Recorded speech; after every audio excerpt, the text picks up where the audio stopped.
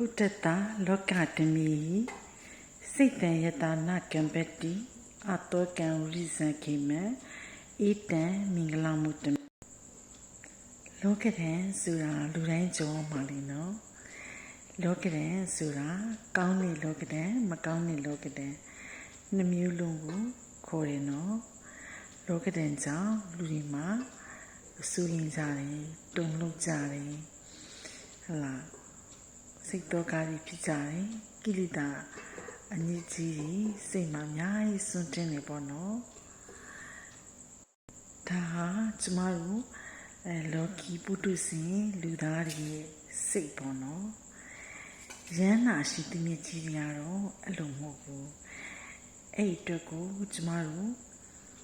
ဒီခါးလေးရှိတယ်ပေါ့နော်ဒီခါးလေးကိုလောကဓာတ်အနေနဲ့အခက်ခဲတွေနဲ့ရဟန်းကိုကြုံတွေ့ရတဲ့အခါမျိုးတွေမှာနာနာတာရွတ်မရှက်မနာရွတ်ပေါ့နော်အကြံလေးပြချင်ပါတယ်ခါးလေးကတော့ဘုဒ္ဓတာလောကဓမီစိတံယတာနာကံပတိအတောကံဝိဇံခိမံဧတံမင်္ဂလာမှုတမံနဲ့ကျမတို့ကူးခဲ့ကြတယ်ရဟန္တာအရှင်သူမြတ်ကြီးရဲ့စိတ်ဟာဘလို့လောကဓာတ်မျိုးလောကဓာတ်အမျိုးမျိုးပေါ့နော်ဘလို့လောကဓာတ်နဲ့တွေ့သူတို့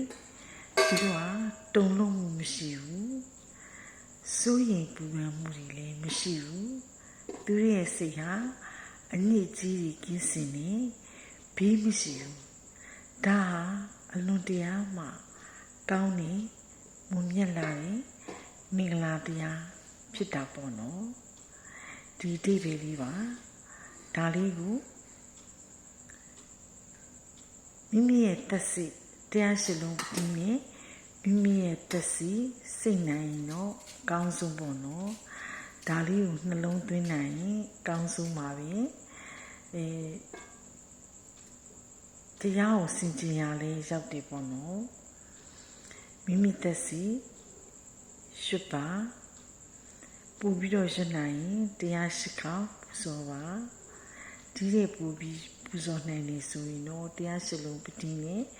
မိတက်စိပူဇော်ပါဒါလေးကိုချာချာနာနာနှလုံးသွင်းပြီးတော့နေမိဆိုရင်မြတ်ဖျားရဲ့တရားတော်နဲ့အညီ